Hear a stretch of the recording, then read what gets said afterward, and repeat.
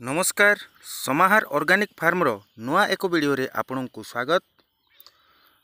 जमिति कि आपण देखि पारुछंती एटा होची काकुड़ी गछ। इंग्राजी रे कुकुम्बर कहा जाए एवं हिंदी रे खीरा बोली कहा जाए। एई गछ को आमे मंजी द्वारा लगैथिलु एप्रिल मास 1 तारिख 2024 मसिया। आज तारीख होची 22 तारिख। आउ देखंतु गछर ग्रोथ गोटे फुट ठू टिके अधिक होईची। आ ता सहित आसी जाइची गछरे कढ़ आउ फूल मध्य।